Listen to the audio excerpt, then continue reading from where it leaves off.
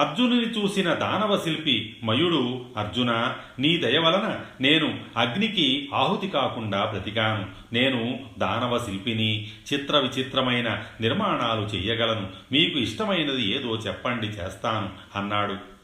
అర్జునుడు కృష్ణుని వంక చూశాడు. శ్రీకృష్ణుడు కురువంశ మహారాజు ధర్మరాజు వైభవానికి తగినట్లు ఒక భవనం నిర్మించి ఇవ్వు అని మయునితో అన్నాడు. మయుడు, ఈ భూమిపై ధర్మరాజుని మించిన రాజు లేడు, అందుకని ప్రజలు మెచ్చేలా చిత్ర విచిత్రమైన భవనాన్ని నిర్మించి ఇస్తాను. వృషపరువుడనే రాక్షసరాజుకు ఒక సభ నిర్మించడానికి ఉపకరణాలు సమకూర్చుకున్నాను. కారణాంతరాల వల్ల నిర్మించలేకపోయాను. ఉపకరణాలను బిందుసరము అనే సరోవరంలో దాచాను. వాటిని తెచ్చి భవన నిర్మాణం చేస్తాను. నా వద్ద భౌమాదిత్యుడు దాచిన గద, శంఖము ఉన్నాయి. గదను భీమసేనునికి, దేవదత్తము అనే శంఖమును అర్జునునికి ఇస్తాను అన్నాడు. మయసభ వైభవం.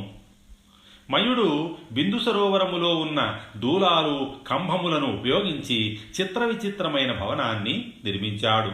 నీటికి బదులు ఇంద్రనీల మణులను, పద్మరాగ మణులతో ఎర్రని పద్మాలను, రజితముతో తెల్లటి తామరలను, రాజహంసలను, వజ్రాలతో చేపలను, ముత్యములతో తెల్లటి నురగలను, మరకత మణులతో నీటిలోని నాచుని తయారు చేశాడు. అవి నిజమని భ్రమించేలా నిర్మించాడు. నీటి యంత్రాలు, చెట్లు, నీటి పక్షులు, పక్షిగూళ్ళు మొదలైనవి వివిధ రత్నకాంతులతో శోభిల్లే భవనం 14 మాసాలు శ్రమించి నిర్మించాడు. దానిని 8,000 మంది బలిష్ఠులతో ఆకాశ మార్గాన మోసుకువచ్చి ధర్మరాజుకు బహూకరించాడు. ధర్మరాజు ఒక శుభముహూర్తాన పురోహితుడైన ధౌమ్యుని ఆశీర్వాదంతో భార్యతో తమ్ములతో మయసభా ప్రవేశం చేశాడు. సామంతరాజులు ధర్మరాజుని దర్శించి కానుకలు సమర్పించారు. ఒకరోజు ధర్మరాజు వద్దకు నారద మహర్షి వచ్చాడు. ధర్మరాజు నారద మహర్షికి అర్ఘ్యపాద్యాదులు ఇచ్చి సత్కరించాడు. నారద మహర్షి ధర్మరాజును రాజనీతి సంబంధమైన విషయాలు అడిగాడు.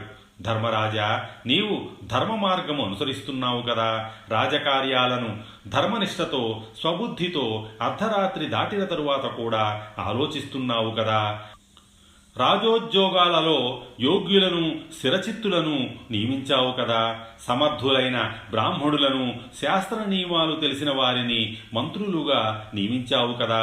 నీ విజయానికి కారణమైన రహస్యాలోచనం ఎవరికీ తెలియకుండా రక్షిస్తున్నావు కదా.